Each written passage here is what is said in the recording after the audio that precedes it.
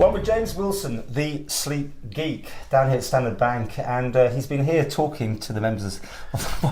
Do they need more help than anybody else, or are they, just getting more pampering here, getting relaxed into how to sleep better? Well, I think with organisations that bring me in, like Standard Bank, it's often they're doing lots of stuff around wellbeing, and it's great. They're doing stuff around mental health, they're doing stuff around financial wellbeing, around exercise, nutrition, but sleep's one of those things that everyone does.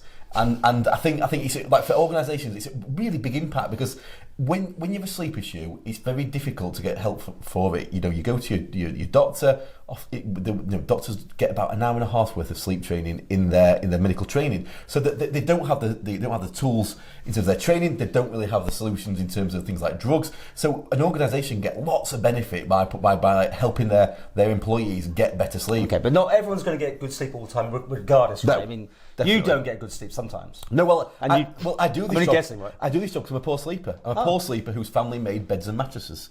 so would you buy a mattress off a man who can't sleep? So actually, my grandpa, who actually started the bed company, lived on the island for a little bit. After he sold his company, he came and moved here. And he was a bad sleeper. He set up a mattress company as a bad sleeper. My mum was a bad sleeper. I'm not a great sleeper. I'm better than I was, but you can't cure it. It's like mental health. It's not like exercise, nutrition. But keeping on that then, I mean, obviously the bed isn't. I never really thought about that. But Yeah. I mean, the bedding can be. You get the wrong sort. It doesn't suit you. That can be an issue, right? So your mattress, you spend more time on your mattress than anything else you own.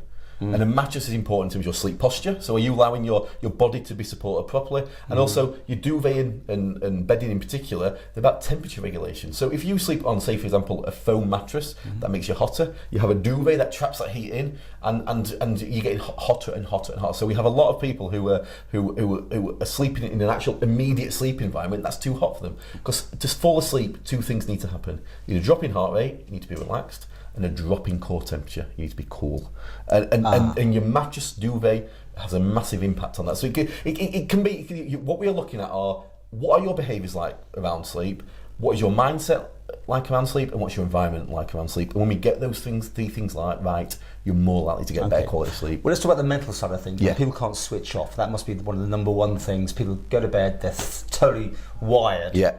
Your advice? Some advice then would be about remembering that drop in heart rate. Are you doing things before bed that will drop your heart rate? So for example, are you watching on TV something like Luther or a boxer or Game of Thrones or Walking Dead where you're engaged and you're thinking and solving problems, or are you watching something that's funny?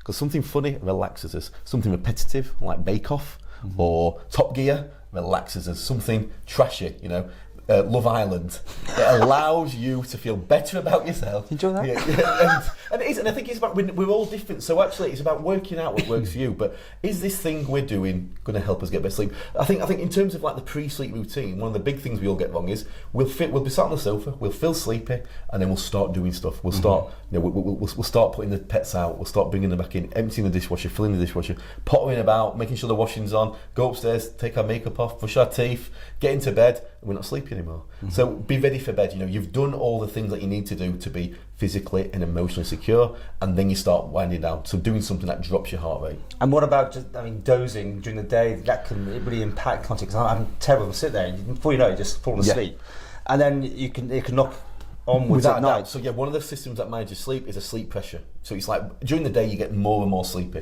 You have a little nap, you relieve that pressure, and then the nap doesn't replace the quality sleep you have at night, and then makes it harder to fall asleep at night. So naps are an interesting one, like particularly in workplaces.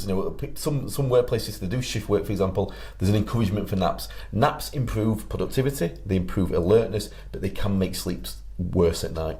And all this advice is like if you're napping in the day and you sleep well, no problem. If you're napping in the day and sleep poorly, probably need to knock the nap on the head. Okay, so what are you doing here at Standard Bank? I mean, you're taking seminars, right? Yes, we do seminars. We get a room full of people. So we're doing a seminar around general sleep. So normal people, typical work patterns. How do you get better sleep? So through understanding their sleep better, and then the small behavioural, environmental, and mindset changes. We're then doing a talk on kids and sleep. Because if your kid's not sleeping, you're not sleeping. Yeah. And in workplaces, quite a hidden problem. People come back to work after they've had children, and you don't get much advice when you have kids. A lot of the advice is around feeding, around the birth, but actually there's no real advice around kids. So we've helped parents. We've just had a session. We've helped parents help their kids sleep better.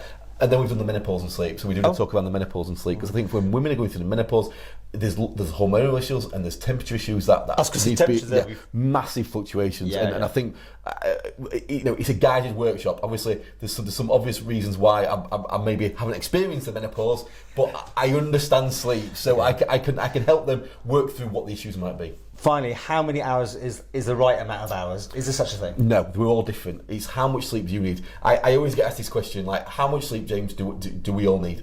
There's no right answer. You need to work out what good sleep feels like to you. Sleep is a feeling, it's not a time. So if you slept well, you will feel alert at about 10, 11 o'clock in the morning.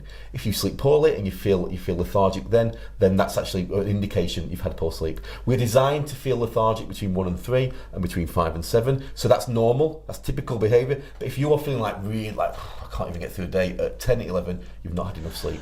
Got a website for more information? I have. It's thesleepgeek.co.uk, and I'm on social media on Instagram, Facebook, Twitter, YouTube as The Sleep Geek.